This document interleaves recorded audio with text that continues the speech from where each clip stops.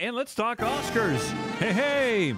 From DearCastandCrew is an Ottawa filmmaker and reviewer Christopher Redmond in with the startup this morning. Hello, Christopher. Good morning, guys. Morning. Did you enjoy the broadcast? We had a blast last night. Yeah, it was a good time. A big screening with people dressing up and yeah, we hosted what I believe booze. is probably the biggest Oscar party in Canada. We had over 300 people, and people dressing up. It was a great time. Fantastic. Awesome. Nice. So give us your overview of the Oscars.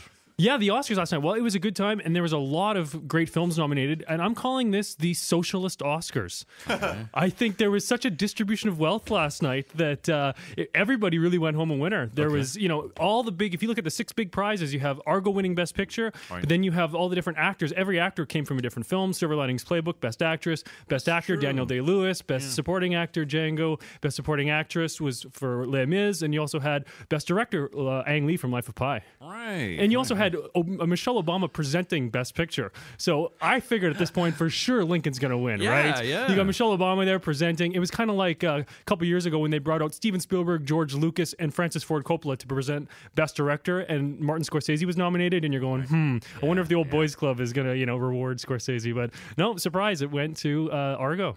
Well, it's good because otherwise there would have been a fix, or Yes. the accountants would have ripped open something to know ahead of time. And Ernst and Young, Yeah, they kept us on our toes. Yeah, it was impressive in that sense for sure. Cool. So if there was no one big movie that was the big sort of showstopper of the night, what about the show itself? Was there anything that really caught your eye?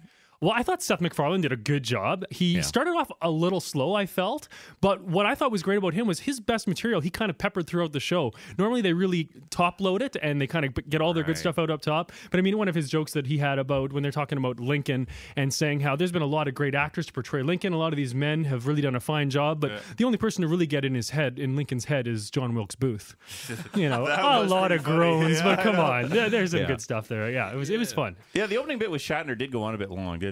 Well, it definitely did, yeah. His pacing is a little slower. But he seems to drag stuff out. That's Family Guy. I mean, they love finding some stupid lame thing and William Shatner slow at pacing things? What are you talking about? Come on. Exactly. He doesn't have that reputation.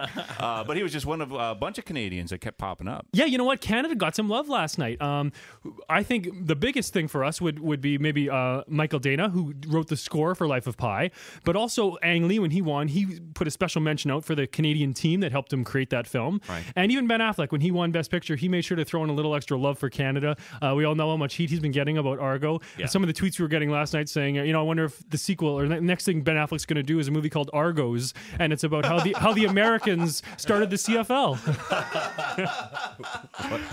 No kidding. Any other Canadians represented there? Well, the other there was a bunch of short films that were nominated, nobody won, and also the film War Witch, which was nominated, also didn't win. But I think overall, Canada was quite well represented.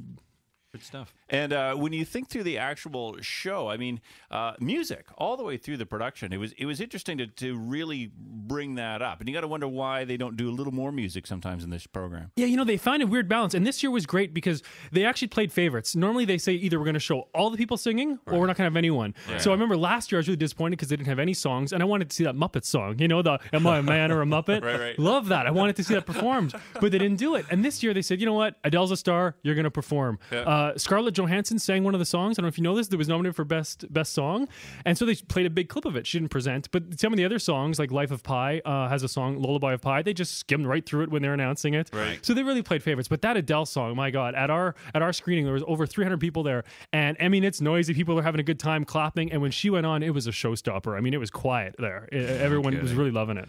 Now, how big is this Best Picture win with no director nomination to go with it? Is that a huge thing? That's a big deal. I mean, that's why it was such an underdog. And I would argue, for the first time ever, that's why it won Best Picture. Since 1931, there's only been one film before this, Driving Miss Daisy, right? Whichever won Best Picture without having the director nominated. And so many people, it seems, were sort of appalled that Ben Affleck hadn't gotten his due with a director nomination, that it seems that actually gave it the momentum it needed to win. So who knows what would have won otherwise. Okay. But do you think there's actually that much logic behind it? These people are voting in sealed ballots, aren't they? They can't possibly know. They are, but there are so many awards that are coming up before the Oscars, right? Each individual discipline. So the Actors and the Directors Guild, they nominate nominate. And so when Ben Affleck wins the Best Director award from the Directors Guild, these are all his peers, then you know that the whole community looks at that and they go, geez, we really screwed up by not nominating him. We're going to have to fix that somehow. Good stuff. I want to come to that party next year. Yeah, no kidding. Christopher Redmond from Dear Cast and Crew. Thanks for popping by today. Thanks, guys. Appreciate it. 8:44. It's the Live 88.5 Startup. Ottawa traffic on Live 88.5. An earlier collision on Riverside at